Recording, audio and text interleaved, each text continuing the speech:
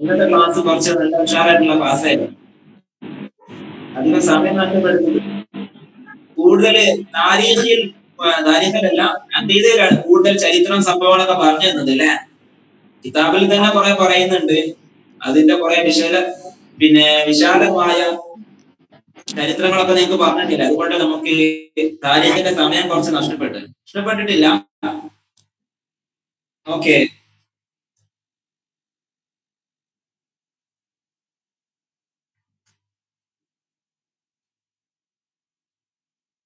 അഖീദ ക്ലാസ്സിൽ നമ്മൾ പഠിച്ചത് ഇൽമുൽ ഗൈബ് എന്നാൽ എന്താണ് എന്ന് പഠിച്ചിട്ടുണ്ട്. എന്താണ് ഗൈബ്? ഇൽമുൽ ഗൈബ് എന്ന് പറഞ്ഞാൽ എന്താണ് പറഞ്ഞ ആർക്കാ പറയാൻ പറ്റില്ല? മൈക്ക് ഓൺ എന്നാലേ പറയാൻ പറ്റൂ.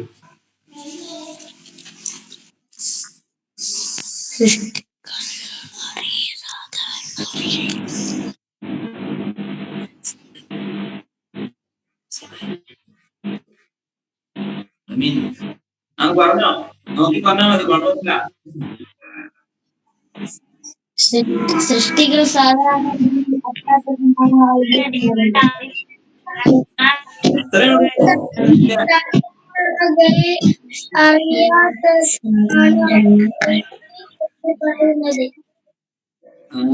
ആദ്യ കാര്യമായിട്ടൊക്കെ പറഞ്ഞിട്ടുണ്ട്.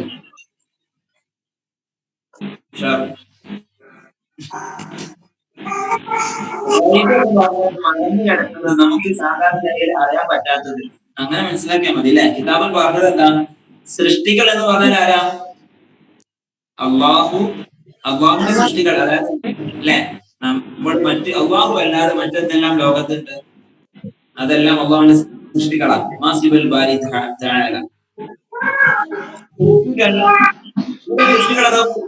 മനുഷ്യരെയാണ്. സൃഷ്ടികൾ സാധാരണഗതിയിൽ അറിയാത്തതിനാണ് ഗൈബ് എന്ന് പറയുന്നത്. മനുഷ്യന് സാധാരണഗതിയിൽ അറിയാൻ കഴിയാത്തതിനാണ് ഗൈബ് എന്ന് പറയുന്നത്. അള്ളാഹു അല്ലാത്ത മറ്റാരും ഗൈബ് അറിയുകയില്ല. അപ്പോ ഇന്ന് പാഠവുമായി ബന്ധപ്പെട്ട ചോദ്യങ്ങൾ ഞാൻ ചോദിക്കാം. എന്താണ് ഗൈബ്? സൃഷ്ടികൾക്ക് സാധാരണഗതിയിൽ അറിയാൻ പറ്റാത്ത കാര്യങ്ങൾക്കാണ് ഗൈബ് എന്ന് പറയുന്നത്. എല്ലാ വസ്തുക്കളും അറിയുന്നവരാണ് റാസിൻ.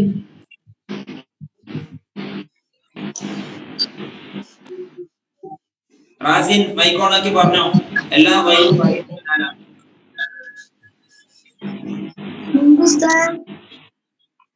അത് ശരി, സുഖം തന്നെ അല്ലേ?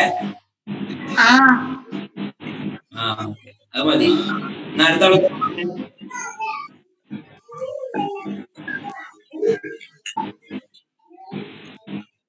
റന പറഞ്ഞ. റന, എല്ലാ ഗൈബും അറിയുന്നവൻ ആരാണ്? അല്ലാഹു. അല്ലാഹു. Very good. അതാ റാസിൻ പോയി ക്യാമറ ഓഫ് ചെയ്ത്.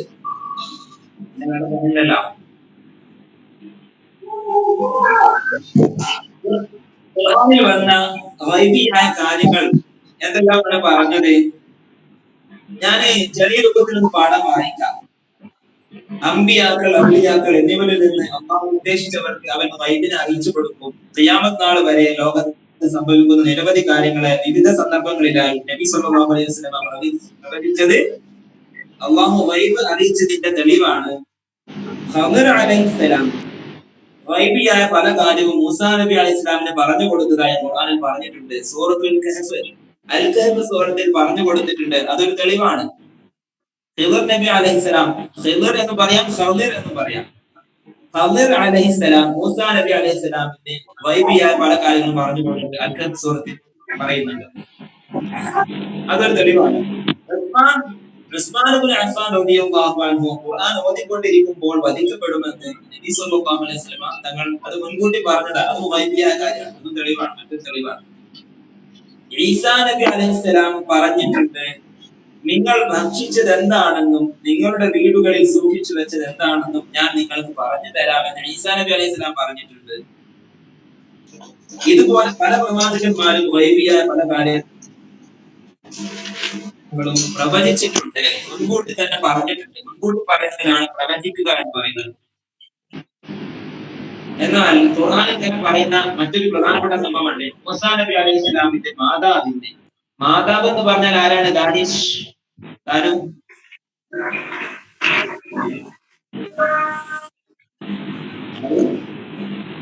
ബാപ്പേ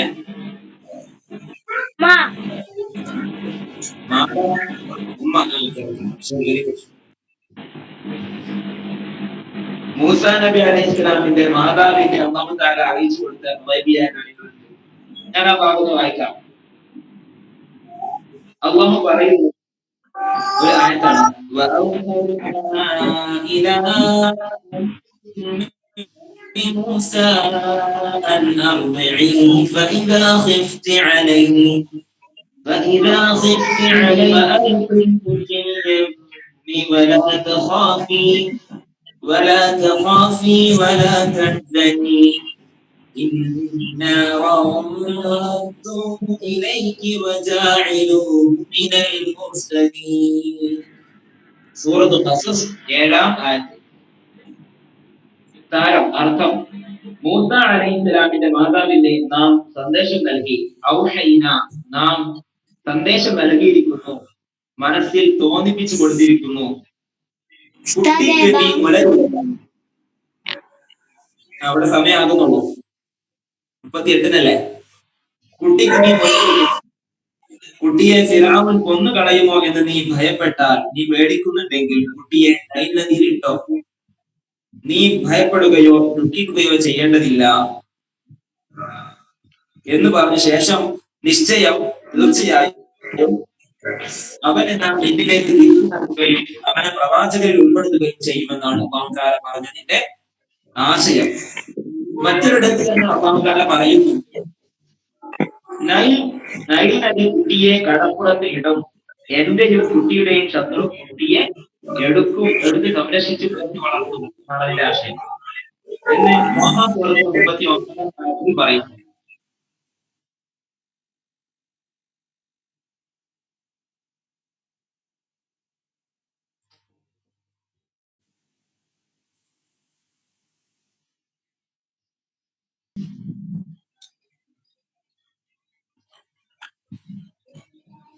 പിന്നെ അഖീദയിൽ പറഞ്ഞു, നമ്മള് പറഞ്ഞു, നബി സല്ലല്ലാഹു അലൈഹി വസല്ലം അറിയിച്ച കാര്യങ്ങൾ പറഞ്ഞു. എന്താണ് ഉസ്മാൻ ഇബ്നു അഫ്ഫാൻ റളിയല്ലാഹു അൻഹു എങ്ങനെ കൊല്ലപ്പെടും എന്നുള്ളത് മുൻകൂട്ടി അറിയിച്ചതാണ്. അതുപോലെ ഈസാ നബി പറഞ്ഞ സംഭവങ്ങൾ പറഞ്ഞില്ലേ? പറഞ്ഞു. പിന്നെ ഉമർ റളിയല്ലാഹു അൻഹു ജുമുഅക്ക് പള്ളിയിൽ ഖുതുബ ഓതുന്നതിനിടയിൽ വിളിച്ചു പറഞ്ഞ സംഭവം പറയുന്നുണ്ട്. മറ്റൊരു വിഷയം, മൂസാ നബി അലൈഹി സ്വലാമിന്റെ ഉമ്മയോട് അല്ലാഹു തആല മുൻകൂട്ടി അറിയിച്ചു കൊടുത്ത കാര്യങ്ങളാണ് പറഞ്ഞത്. കുട്ടിയെ നൈൽ കടപ്പുറത്തേക്ക് ഇടും, ഫിർഔൻ കുട്ടിയെ എടുക്കും, കുട്ടിയെ തിരിച്ചു കിട്ടും, കുട്ടി മുസ്ലിമുകളിൽപ്പെട്ട ആളാണ് എന്നീ വിവരങ്ങളെല്ലാം മറഞ്ഞ കാര്യങ്ങളായിരുന്നു. അല്ലാഹു തആല മുൻകൂട്ടി മൂസാ നബിയുടെ ഉമ്മക്ക് അറിയിച്ചു കൊടുത്തിട്ടുണ്ട്. ഇതെല്ലാം അല്ലാഹു അറിയിച്ചു കൊടുത്ത കാര്യങ്ങളാണ്. പിന്നെ ഇനി പറയുന്നു, ഉമർ റളിയല്ലാഹു അൻഹുവിനും അതുപോലെ സാരിയ റളിയല്ലാഹു അൻഹുവിനും ഉണ്ടായ കറാമത്തിനെ കുറിച്ചാണ് പറയുന്നത്. പേർഷ്യയിലെ നെഹാവന്ത് എന്ന സ്ഥലത്ത് ശത്രുക്കളുമായി യുദ്ധം ചെയ്തുകൊണ്ടിരിക്കുന്ന മുസ്ലിം സൈന്യത്തിന്റെ നായകനോട് മദീന പള്ളിയിൽ ഖുതുബ നിർവഹിച്ചു കൊണ്ടിരിക്കുന്ന ഉമർ ഇബ്നുൽ ഖത്താബ് റളിയല്ലാഹു അൻഹു പറഞ്ഞു, യാ സാരിയ അൽ ജബൽ അൽ ജബൽ, യാ സാരിയത്തുൽ ജബൽ അൽ ജബൽ എന്ന് പറഞ്ഞു. സാരിയ, ആ കുന്ന് ശ്രദ്ധിച്ചോ, കുന്നിന്റെ ഭാഗം ശ്രദ്ധിച്ചോ എന്നാണ് ഇങ്ങനെ വിളിച്ചു പറയുന്നത്. നെഹാബന്ദ് പട്ടണത്തിൽ പർവ്വത നിരയുടെ ഒരു ഭാഗത്തിലൂടെ ഇരച്ചു കയറാൻ ശ്രമിക്കുന്ന ശത്രു സൈന്യത്തെ കണ്ടത് കൊണ്ടായിരുന്നു. ഉമർ റളിയല്ലാഹു അൻഹു കുറെ കിലോമീറ്ററുകൾ അധികം ദൂരമുള്ള മദീനയിൽ നിന്നുകൊണ്ട് ഖുതുബ നിർവഹിക്കുന്ന സമയത്ത് ഉമർ റളിയല്ലാഹു അൻഹു ഇങ്ങനെ കാണുന്നുണ്ട്, നെഹാബന്ദ് എന്ന പട്ടണത്തിലെ കുന്നുനിരകൾക്കിടയിലൂടെ ശത്രു സൈന്യം ഇങ്ങനെ ഇരച്ചു കയറി മുസ്ലിം സൈന്യത്തെ ആക്രമിക്കാൻ വേണ്ടി പോകുന്നുണ്ട്. അത് കണ്ട് മനസ്സിലാക്കി ഉമർ റളിയല്ലാഹു അൻഹു ഖുതുബക്കിടയിൽ വെച്ച് വിളിച്ചു പറഞ്ഞു, യാ സാരിയ അൽ ജബൽ അൽ ജബൽ എന്ന് 2 തവണ ഇങ്ങനെ വിളിച്ചു പറഞ്ഞു. പർവ്വത ഭാഗം ശ്രദ്ധിക്കൂ എന്ന് സാരിയത്തിനോട് ഉമർ റളിയല്ലാഹു അൻഹു പറഞ്ഞത്. എന്താണ് പറഞ്ഞത്? പർവ്വതത്തിന്റെ ഭാഗം ശ്രദ്ധിച്ചോളൂ, അതിനുള്ള ആൾക്കാർ വരുന്നുണ്ട്.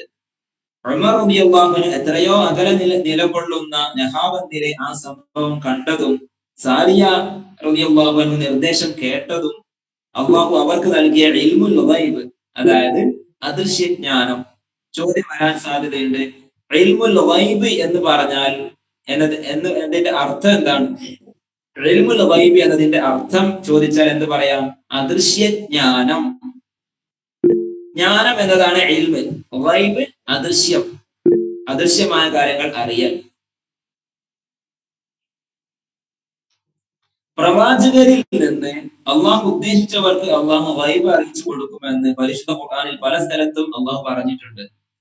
അള്ളാഹു അവരുടെ മുഅ്ജിസത്തുകളിൽ പെട്ടതാണ്. അതായത് പ്രവാചകന്മാർക്ക് അള്ളാഹു ഗൈബ് അറിയിച്ചു കൊടുക്കുക എന്നുള്ളത് അത് പ്രവാചകന്മാരുടെ മുഅ്ജിസത്തുകളിൽ പെട്ടതാണ്. ഔലിയാക്കളിലും ഗൈബ് അറിയുന്നവരുണ്ടാകും എന്നതിന് ഉമർ റളിയല്ലാഹു അൻഹുവിന്റെ മേൽ നമ്മൾ മുകളിൽ പറഞ്ഞ ചരിത്രവും മൂസാ നബിയുടെ മാതാവിന് അള്ളാഹു നൽകിയ വഹയ്യും അതിനുള്ള തെളിവുകളാണ്, സാക്ഷിയാണ്. അമ്പിയാക്കളിൽ നിന്ന് മുഅ്ജിസത്തായി സംഭവിക്കുന്ന കാര്യങ്ങൾ ഔലിയാക്കളിൽ നിന്ന് കറാമത്തായി സംഭവിക്കാവുന്നതാണ്. ഇത്രയും കാര്യങ്ങളാണ് നമ്മൾ ഇന്നത്തെ അഖീദ പാഠത്തിൽ പഠിച്ചത്, അല്ലെ? തദ്രീബാത്ത് നിങ്ങൾ നോക്കി തദ്രീബാത്ത് നിങ്ങൾ എഴുതേണ്ടത് ഉത്തരം പറയാം, പിന്നെ നഹാബന്ദുമായി ബന്ധപ്പെട്ട ചരിത്രം നിങ്ങൾ എഴുതേണ്ട ആവശ്യമില്ല, അതൊക്കെ ഞാൻ ക്ലാസ്സിൽ പറഞ്ഞു തന്നിട്ടുണ്ട്. പിന്നെ വ്യക്തമാക്കാം. ഒന്നാമത്തെ ആക്ടിവിറ്റി നിങ്ങൾ എഴുതണം. പിന്നെ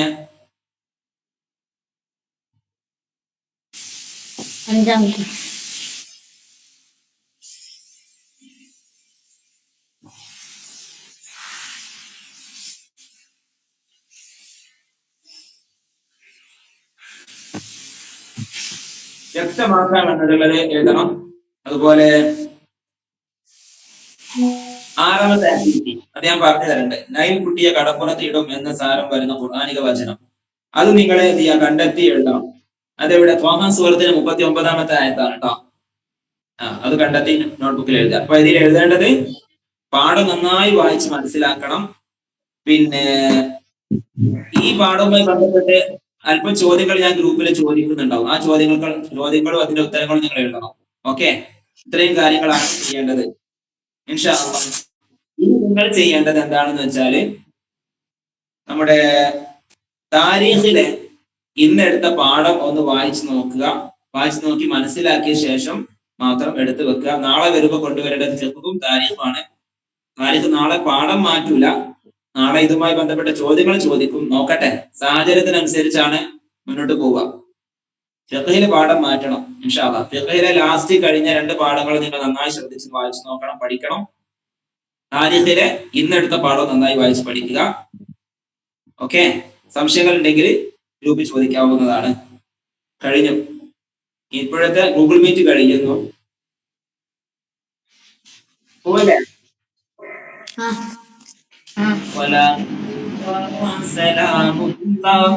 على طه رسول الله صلاة الله على ياسين حبيب الله توسلنا